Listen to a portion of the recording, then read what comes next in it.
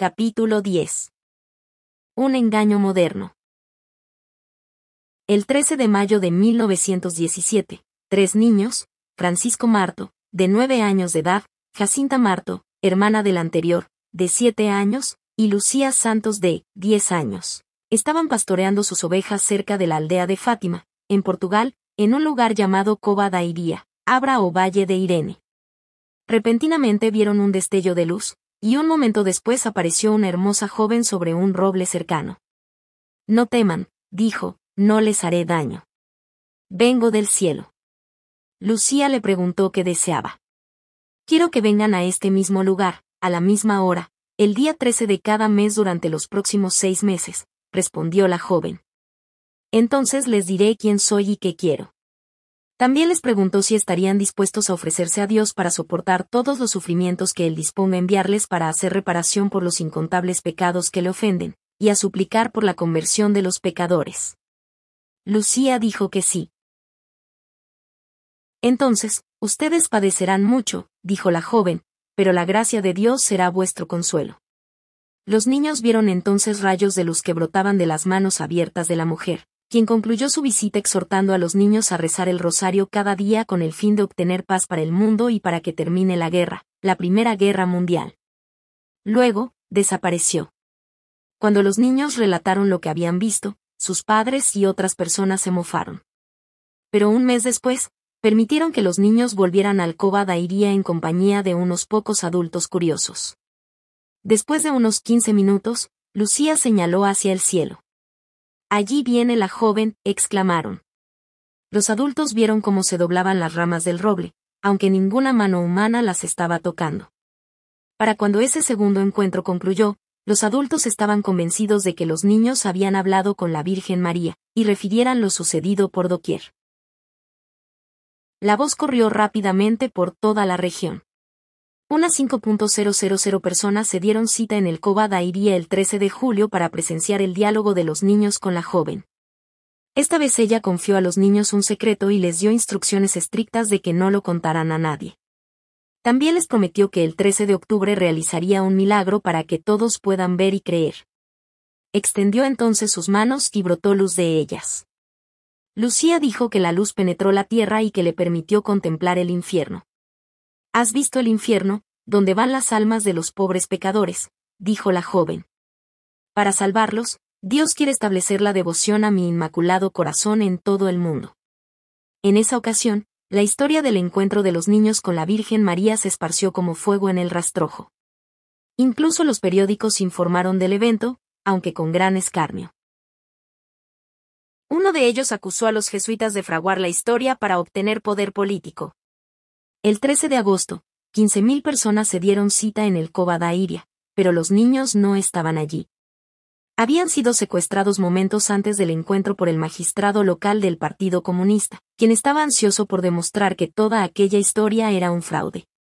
Pero la gente allí presente vio un globo de luz que surcaba horizontalmente el cielo desde el este hasta asentarse finalmente sobre el roble. 6 días después, el 19 de agosto, la mujer apareció a los niños y les reiteró su promesa de que realizaría un milagro el 13 de octubre para que todos puedan creer en mis apariciones. El 13 de septiembre el entusiasmo era tal que 30.000 personas concurrieron al lugar.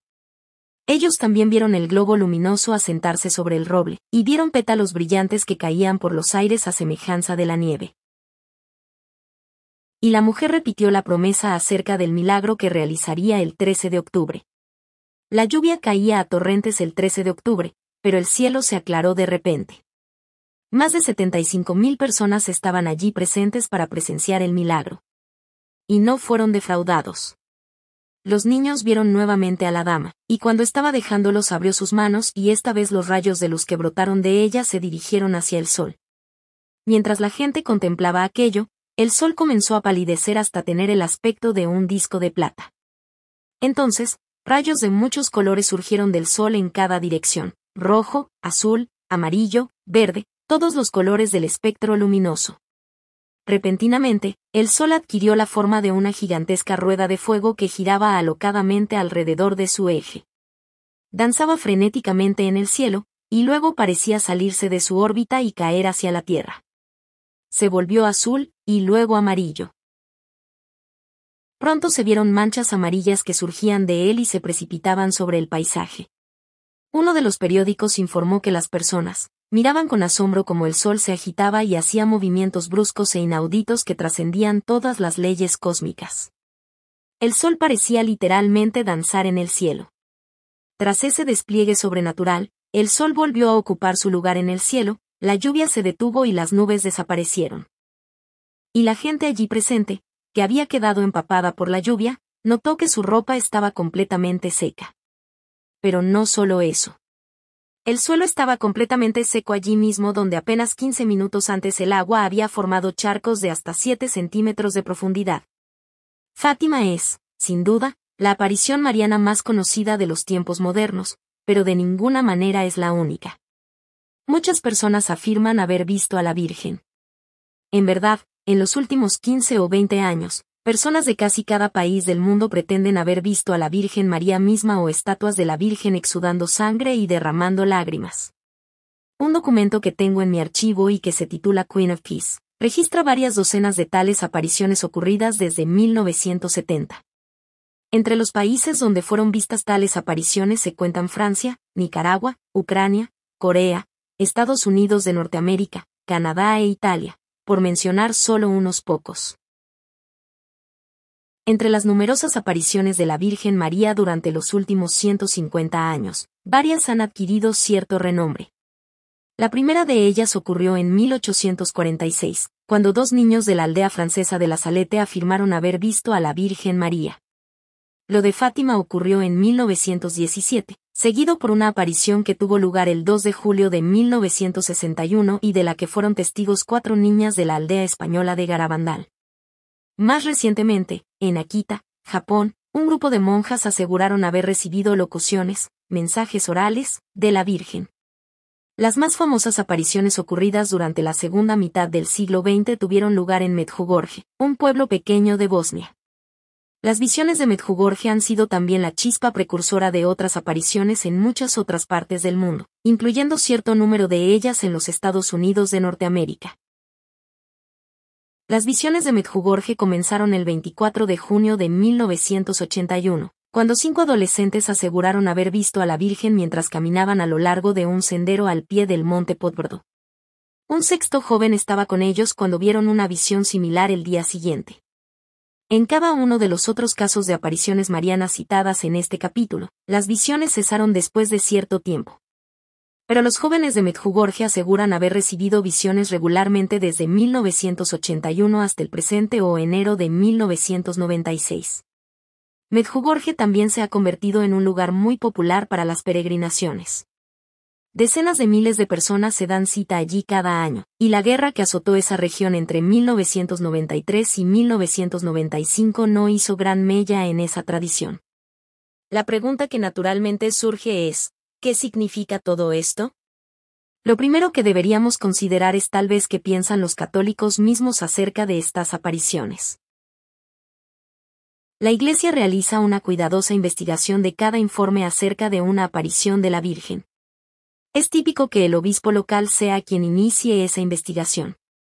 Si él tiene buenas razones para pensar que la aparición informada es creíble, reportará el incidente a niveles superiores de la Iglesia para que la investigación continúe.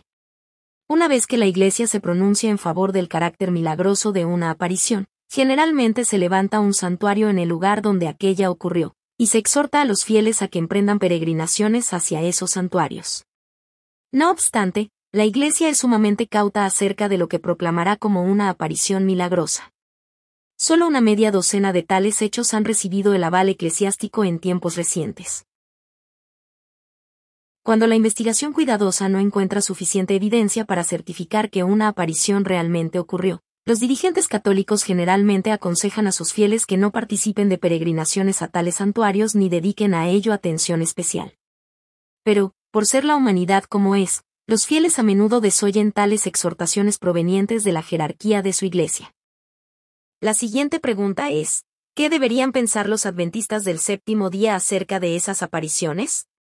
Sería sencillo desecharlas a todas como si se tratara de sensacionalismo de la prensa amarilla, como las predicciones que los astrólogos y mentalistas hacen a comienzos de cada año. No tengo la menor duda de que algunas así llamadas apariciones de la Virgen son el resultado de la predisposición sugestionable de la gente, que les hace ver cosas aún donde no las hay. No me impresiona demasiado que alguien pretenda haber visto el rostro de Jesús en las nubes, a la Virgen María en una veta de una puerta de madera, o el reflejo del arcángel Miguel sobre la superficie de un auto reluciente. Sin embargo, tampoco deberíamos rechazar todos los informes acerca de apariciones de la Virgen María como si fueran tonterías de gente crédula.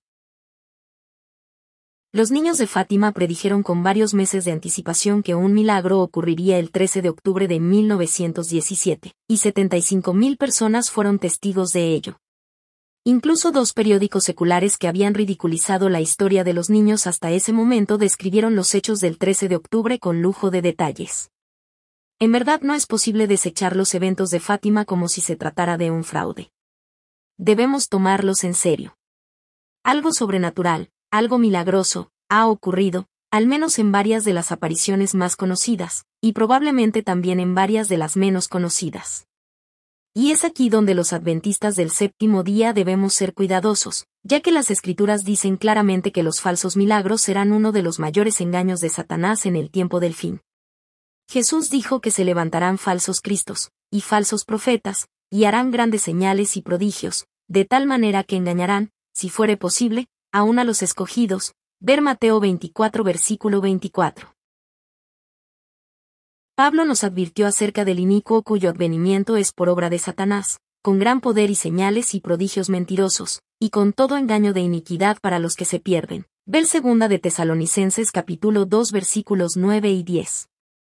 Y según Juan, en el Apocalipsis, la segunda bestia del capítulo 13 engañará a los habitantes de la tierra con grandes señales, de tal manera que aún hace descender fuego del cielo a la tierra delante de los hombres. Ver versículo 13 y 14. De allí que Elena de White nos advirtiera que pusiéramos a prueba cada milagro mediante el testimonio de la Escritura. Por favor, avance conmigo mientras hacemos eso. Ya he mencionado un par de puntos que deberían alertar a todo adventista que esté familiarizado con la Biblia para que sea cauto. Los católicos están absolutamente seguros de que la Virgen María ha estado en el cielo desde que murió, hace unos 2.000 años. Pero la Biblia enseña que cuando los seres humanos mueren permanecen inconscientes en sus tumbas. Por lo tanto, María no ha estado en el cielo durante los últimos 2.000 años, ni es ella quien se está comunicando con las personas que han sido testigos de las así llamadas apariciones marianas. Tampoco provienen de Dios los milagros asociados con estas apariciones. Lucía, una de las videntes de Fátima, aseguró que el 13 de julio Dios le permitió contemplar el infierno, donde ella vio a los pecadores sufriendo en las llamas. Pero la Biblia dice que el infierno arderá recién después del milenio. Ver Apocalipsis 20 versículo 14 y 15. No está ardiendo ahora, y los pecadores no están siendo enviados allí ahora. Tanto los impíos como los justos permanecen en sus tumbas hasta la resurrección. Por lo tanto, cualquier visión que pretenda mostrar a la gente la realidad del infierno no proviene de Dios. Los católicos enseñan que los pecadores que no son lo suficientemente buenos como para ir al cielo ni lo suficientemente malos como para ir al infierno van a un lugar intermedio llamado purgatorio, donde sigue el proceso de purificación del pecado. Finalmente, se supone que los pecadores que están en el purgatorio serán capaces de llegar al cielo en virtud de sus propios esfuerzos y de las numerosas plegarias y misas celebradas en favor de ellos por sus seres amados que todavía viven en la tierra. Pero esto es puro invento de la Iglesia Católica. La doctrina del purgatorio no tiene apoyo alguno en la Biblia. Sin embargo, quien se apareció como si fuera, la Virgen María dijo a varios de sus interlocutores en sus apariciones que debían rezar por las almas que estaban en el purgatorio. No titubeo en decir que Dios no apoya tales enseñanzas en ninguna de sus legítimas comunicaciones con los seres humanos. Las falsas enseñanzas acerca de la vida después de la muerte son el fundamento mismo del espiritismo, como todo adventista del séptimo día sabe. Y las manifestaciones de tipo espiritista han sido parte de varias apariciones marianas. En una ocasión, los videntes de Garabandal, España, afirmaron haber conversado con el sacerdote Luis Andreu, difunto hermano del sacerdote Ramón Andreu. He aquí el informe que ellos dieron de esa conversación. Pocos días después de la muerte del padre Luis, la bienaventurada Virgen nos dijo que conversaríamos con él. A las 20 o 21 en punto, la bienaventurada Virgen se nos apareció sumamente risueña, como de costumbre. Ella nos dijo a los 4, el padre Luis vendrá ahora a hablar con ustedes. Un momento después, él vino y nos llamó a cada uno por nuestro nombre. No lo vimos en ningún momento, pero escuchamos su voz. Era exactamente como la que tenía en la tierra. Tras hablarnos durante un rato, dándonos consejos, nos dijo ciertas cosas para su hermano, el padre Ramón María Andreu. La confirmación de que el padre Luis había hablado en efecto con los videntes se produjo cuando estos comunicaron al padre Ramón lo que su hermano había dicho. Se le dieron al padre Ramón detalles precisos acerca del funeral de su hermano, Luis, y detalles de la vida personal de éste solo conocidos por aquel. Esto es espiritismo en su más bella pero flagrante forma. También he encontrado en las obras católicas que leí acerca de las apariciones de la Virgen María un fuerte énfasis en la justificación por obras o méritos. María aconseja constantemente a los videntes que reformen sus vidas, que dejen de pecar, que hagan penitencia, que recen el rosario, y que realicen toda clase de ceremonias y rituales. En los cientos de páginas que he leído, entre libros y artículos de revistas, ni una sola vez encontré una clara enseñanza acerca de la salvación por la gracia sola y por medio de la fe. Todo es obras y más obras. Uno de los temas más inquietantes que aparece vez tras vez en esta literatura mariana es la idea de que los seres humanos vivos deben hacer reparación por los pecadores. Hacer reparación en este sentido significa hacer enmiendas o correcciones, compensar por un error o perjuicio cometido, resarcir, pagar. Eso es ciertamente lo que Jesús hizo en la cruz. Ningún otro ser humano es digno o está en condiciones de hacer reparación por los pecadores, y es una blasfemia suponer que Cristo nos pide que lo hagamos. Sin embargo, uno de los mensajes más frecuentes que los videntes afirman haber recibido de María es que Dios está airado con el mundo a causa de los numerosos pecados de éste, que el corazón de Jesús está muy triste, y que, en virtud de sus muchos sacrificios, los videntes pueden desviar la ira divina y hacer feliz a Jesús. Reza mucho, y a sacrificios por los pecadores, se le dijo al testigo de una aparición, pues muchas almas van al infierno porque no tienen a alguien que rece y haga sacrificios por ellos. Aparentemente, el sacrificio de Cristo es inadecuado para salvar a los pecadores e impedir que vayan al infierno. Y esto es típico de las incontables declaraciones de la literatura mariana que he leído. Aún los niños pequeños son hechos responsables de mantener felices a Dios y a Jesús. Un autor católico dice lo siguiente acerca de los niños que recibieron la visión de Fátima. Tras el milagro del sol, los 3 niños siguieron con sus largos rezos y formidables penitencias, sin atender consideraciones respecto de su salud. Finalmente, un consagrado y simpático sacerdote, el padre Faustino, los persuadió de que enmarcaran sus excesos dentro de los límites de la prudencia. Con todo, Francisco seguiría pasando largas horas cada día ante el altar, consolando al Jesús oculto, como diría a sus compañeros, mientras que Jacinta pasaba horas interminables llorando de rodillas, implorando a Dios que salve a las almas del terrorífico infierno. Cierto día, Francisco desapareció. Se lo buscó larga y ansiosamente. Finalmente, Lucía lo encontró de bruces sobre la tierra, detrás de un muro, en los campos, como si estuviera en trance. Francisco, exclamó la niña sacudiéndolo ansiosamente, ¿qué estás haciendo? El pequeño se fue incorporando lentamente, y con una mirada distante murmuró, he estado pensando en Dios. He estado pensando en todos los pecados que lo entristecen tanto. Si solo pudiera consolarlo, protesto, eso es abuso espiritual de menores. Dios es perfectamente capaz de hacerse cargo de sus propias emociones. Seguramente se regocija por cada pecador que se arrepiente. Ver Lucas 15 versículo 7, pero no creo que haga responsables de su felicidad a los seres humanos. Y ciertamente no pone semejante carga sobre los niños de 8 y 10 años de edad. Pero la enseñanza más blasfema, que aparece vez tras vez en estas apariciones de lo que pretende ser la Virgen María, es que ella es corredentora y comediadora con Jesús. Un autor católico escribió algo que es típico de muchos otros, puesto que nuestra salvación ha sido forjada en este corazón, el de María, es evidente que, después de Dios y de su Hijo Jesús, este es el primer fundamento del que no podemos separarnos sin incurrir en el peligro evidente de la ruina y la condenación eterna. También hay consagración, ante todo al Sacratísimo Corazón de Jesús, hombre y Dios, y luego al Inmaculado Corazón de María, unida con Jesús en la obra de la salvación. En consecuencia, la caridad de María sufriendo con Cristo yace en la fuente misma de su acción expiatoria y corredentora.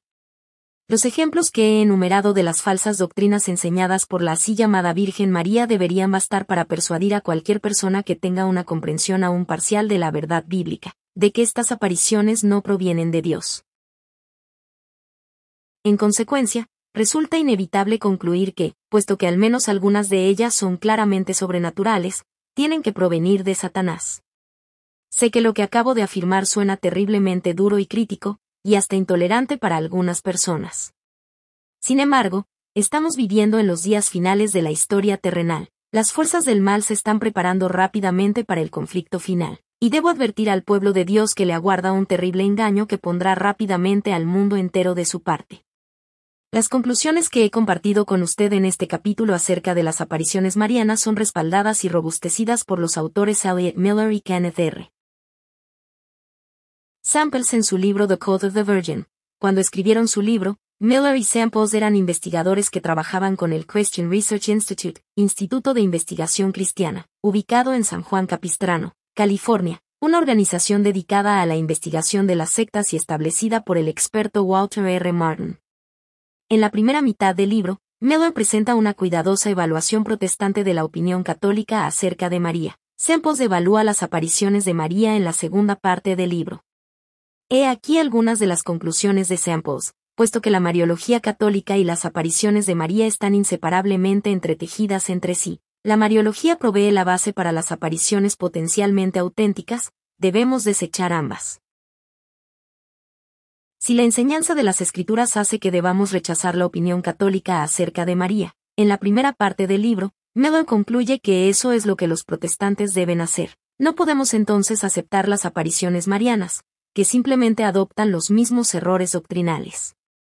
En consecuencia, los protestantes tenemos el derecho bíblico de desechar a priori las apariciones marianas, simplemente porque no se ajustan a nuestra norma o criterio, para evaluar la verdad.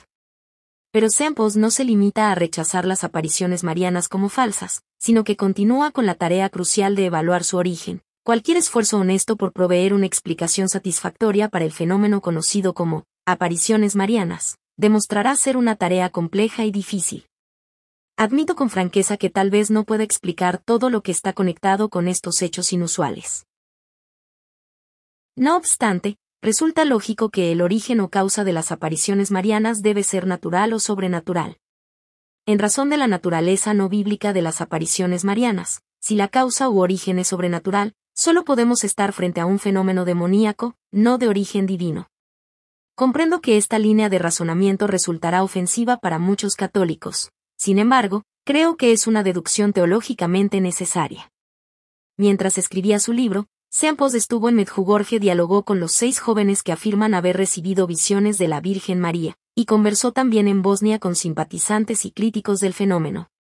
Dijo que, contrariamente a la opinión de quienes afirmaban que los jóvenes eran trastornados mentales, los encontró emocionalmente estables y dignos de confianza. Parecen ser jóvenes maduros normales, dijo, ciertamente sin desequilibrios psicológicos. Señaló asimismo que hubo también algún buen fruto como resultado de las apariciones marianas en Medjugorje. Agrega, sin embargo, que si bien es cierto que la credibilidad de los videntes añade crédito a una explicación sobrenatural para los eventos, eso no nos asegura que esta fuente sobrenatural es Dios. Es posible que la gente equilibrada resulte sinceramente engañada. Y si las apariciones son de origen demoníaco, su buen fruto no es más que un seductor engaño. Otro aspecto de la investigación de Samples me pareció sumamente significativo. Dejaré que sea él mismo quien relate la historia, y pienso que usted reconocerá inmediatamente su importancia. Otro aspecto problemático de Medjugorje es que varios de los testigos de las apariciones han visto y aún tocado a personas que han muerto, además de hablar con ellas. En el caso de Ivanka, ella abrazó y besó en varias ocasiones a su madre muerta. Durante una entrevista, Ivanka describió así estos encuentros con su madre: he visto a mi madre 3 veces desde que ella murió. La ocasión que más me gustó fue la última vez que ella se presentó junto con la bienaventurada madre. Mi madre se acercó a mí. Me rodeó con sus brazos y me besó. Ella dijo: oh, Ivanka, estoy tan orgullosa de ti. Note, por favor, la conclusión de Samples, idéntica a aquella a la que llegarían los adventistas del séptimo día. Esto se parece mucho a la práctica ocultista de la necromancia, la comunicación con los muertos, una práctica que la Biblia condena explícitamente. Ver Deuteronomio 18 versículos del 10 al 12. Yo solía preguntarme cómo haría Satanás para atraer al mundo entero bajo la influencia del espiritismo, en vista de que la mayoría de los protestantes conservadores y muchos católicos conservadores son muy conscientes de los peligros del espiritualismo de la nueva era. Creo que una de las maneras más significativas como lo logrará es por medio de las así llamadas apariciones de la Virgen María. Después de todo, ¿qué podría ser más enternecedor y consolador que el hecho de que la Madre de Jesús se comunique con los seres humanos y les transmita mensajes provenientes de Él? ¿Y cómo podría alguien osar oponerse a tan maravillosa verdad? A la luz de esto, la siguiente declaración de Elena de White cobra una nueva luz, y como los espíritus profesarán creer en la Biblia y manifestarán respeto por las instituciones de la Iglesia, su obra será aceptada como manifestación del poder divino. Los papistas, que se jactan de sus milagros como signo cierto de que su Iglesia es la verdadera, serán fácilmente engañados por este poder maravilloso, y los protestantes, que han arrojado de sí el escudo de la verdad, serán igualmente seducidos. Es verdad, como lo señalé antes, que la Iglesia Católica es muy cautelosa acerca de lo que certifica como un milagro genuino. Sin embargo, una vez que ella confirma que una aparición mariana es genuinamente sobrenatural, todos los católicos son instados a aceptar los mensajes contenidos en esa aparición como provenientes de Dios. Pero si todas estas apariciones son un engaño de Satanás, no importa que una persona crea en una de ellas o en todas. Tal persona será engañada. Tal vez usted se esté preguntando qué tiene que ver todo esto con los desastres, las calamidades y los juicios de Dios, que son el tema de este libro. Tiene mucho que ver con ello. Por favor, siga leyendo.